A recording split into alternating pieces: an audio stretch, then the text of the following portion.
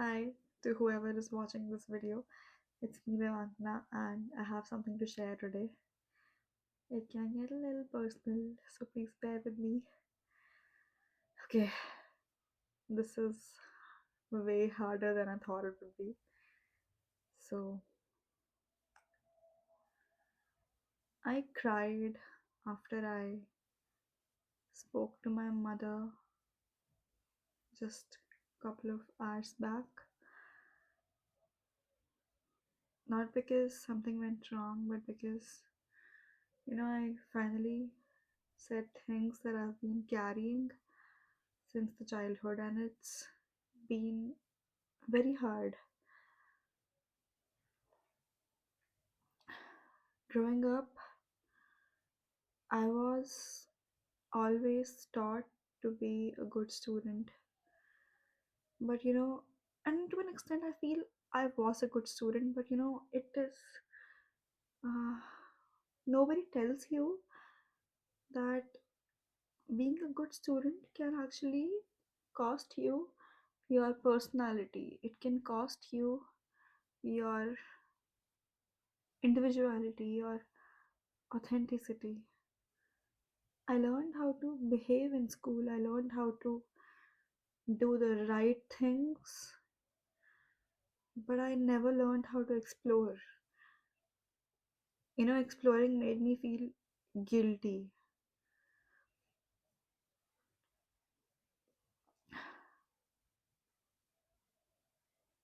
I was involved in a lot of things like sports, music, arts and crafts. I even did some anchoring for my some of my school events, and I was also like decent in academics. I used to score okay-ish marks, I would say. And this was until 10th standard, and I changed schools in 11th and things changed.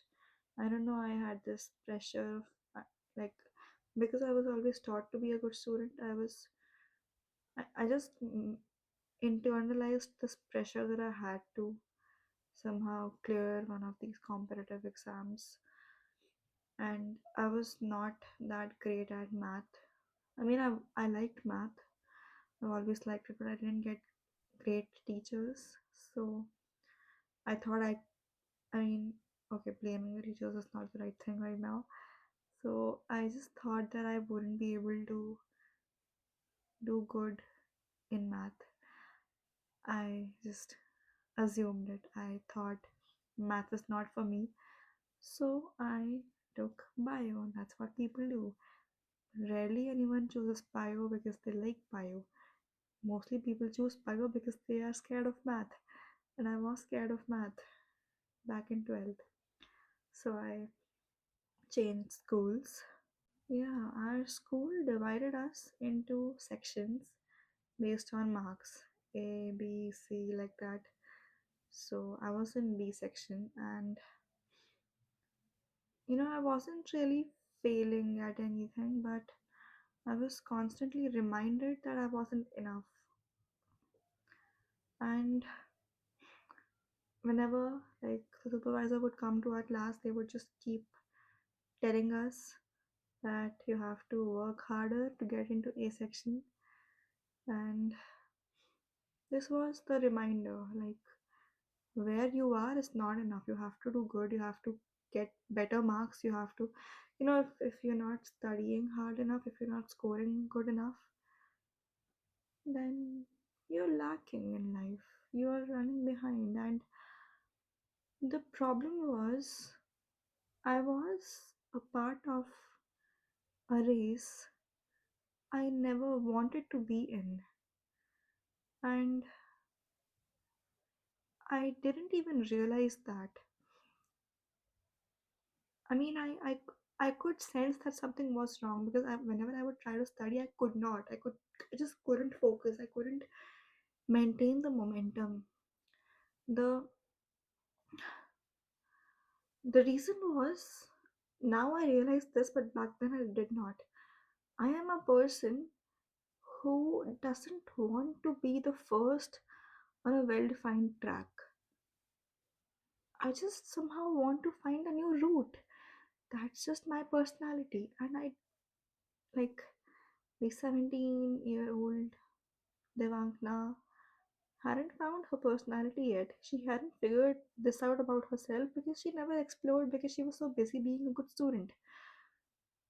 Okay, this part hurts, but that's okay. So, for 2 years, I didn't study properly. I didn't play any sport. I didn't do music. So, in school, like before 11th, I have been involved in music. I had learned to play keyboard. I have a brown belt in karate. I learned to play badminton, which I left because I was stupid. But okay. So for the 2 years in those 11th and 12th, I didn't do any of the things I liked.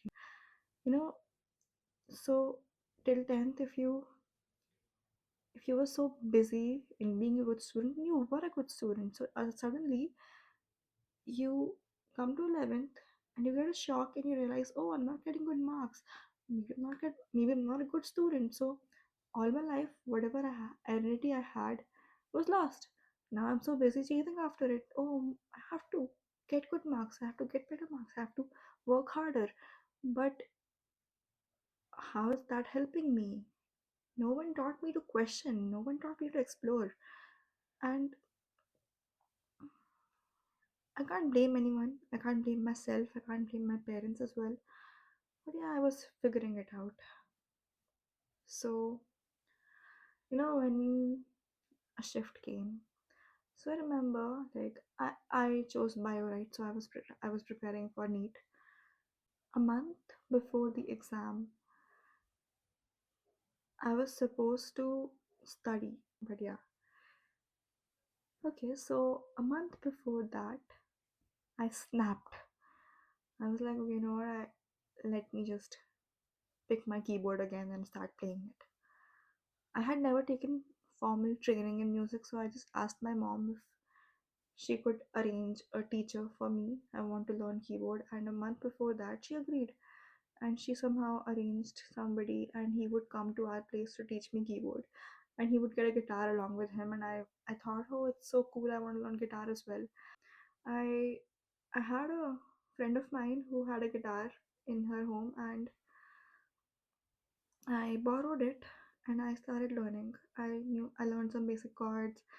The okay, stupid thing to share, but the first chord that man taught me was an F bar chord. I was like, he thought I am some smart.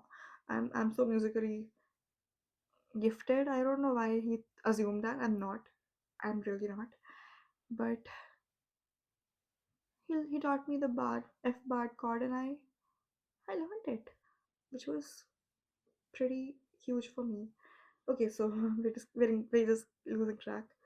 Okay, so a month before my meet, I got back to music. I didn't do it because I was brave. I was just tired of disappearing. I was just tired of, running after something that was draining me, that was literally taking the life out of me. And yeah, moving forward. Of course, I didn't get into a medical college. I let's just not talk about NEET at all, okay? I got in to the university. I started a bachelor's degree, and I just I was just filled with inferiority complex because all my friends were in these fancy colleges doing these fancy degrees, and I was here doing a BSc. And I wanted to prove that I was worthy as well. And I started chasing tags. I started preparing for exams to get into those fancy colleges. And I'm so glad that COVID came and it took it away from me. and it gave me something so much better. I was preparing for some exam and I joined a coaching, and COVID happened and the coaching just had to close. So I was having a lot of free time and I started learning math in that. Yeah, like the girl who was running away from math before 10th, I was like, you know what, just get back to it. I picked up sets, limits, derivatives. I just self studied. I self taught myself. I started to love solving problems during COVID, and I realized, oh, okay, this is something I enjoy. It's not something to run away from, and this is something I want to do in my life. And yeah, I I became curious. I became curious about things. I started to want to learn new things, you know. So my college ended, and my friends from my college got into their master's degrees, and I chose to take a gap year.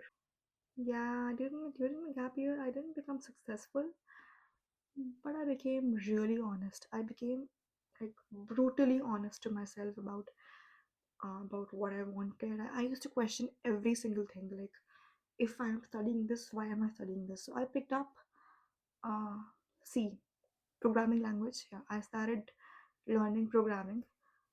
I was just curious, you know. Let's just do it. What's the harm?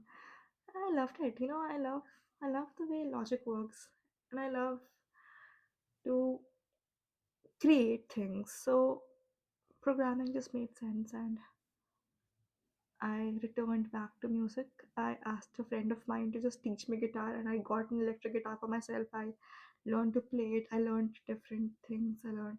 He was a really great teacher, by the way. I really developed my music taste in that gap year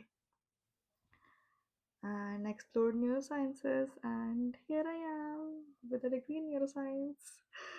Yeah, so like during the gap year, I slowly started trusting myself again.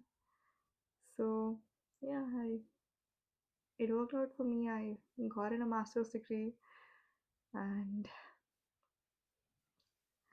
the master's degree was one of the, you know, turning points of my life, and it taught me a lot. And I don't want to go into detail of that right now because that deserves a separate video of itself. And I'll just say that I am 25 now. I'm done with my master's. I'm here in my second gap year, figuring things out again. I really want to get into, you know, computational theoretical neurosciences. I don't know how will I do that, but I'm just trying.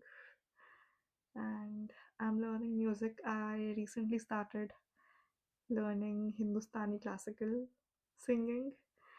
Okay, yeah, I'm starting to learn. Like, I'm starting to learn to sing now because I realized, okay, I write poetry and words are very important for me. So I explored, you know, I explored keyboard. Then I learned guitar, and now I'm like, okay, you know what? I like instrumental, but I'm more of a person who likes to express emotions through words. So let's just sing. And it's been hard, but the first class when I started the training in Hindustani classical, I was just awestruck. I was like, this is for me. I want to sing. Yeah, I really want to sing, and it's been really hard on my throat. It keeps hurting a lot, but it makes me feel so fulfilled. And yeah, I hope I keep doing that. And I still play badminton, by the way. Oh yeah, I got back to badminton in my master's degree. Yeah, that's a story I'll tell you later. But I started playing badminton again in my first year of master's, and I'm still playing it. It's been like what, 3 years? Yeah, it's been 3 years. I'm playing badminton and I'm doing good at it. I'm studying. I'm trying to study. And you know, the hard part is there's this pressure to earn, to settle, to choose one thing, but I feel I'm not just built for one thing. I'm someone who doesn't want a life where I have to amputate parts of myself to become successful in one thing. I'm not that person. I want to take these parts of myself together. I want to be involved in music. I want to play badminton. I want to study. I can't, I really can't leave them behind anymore. The mistake I made in my school. No, not again. Okay, so now I am breaking this idea of being a good student. I want to explore, I want to make mistakes, I want to do things that are not right. And I want to explore, I want to figure myself out, I want to rebuild myself. It's slow, it's painful, but this time I will not leave myself behind. I'm not doing that.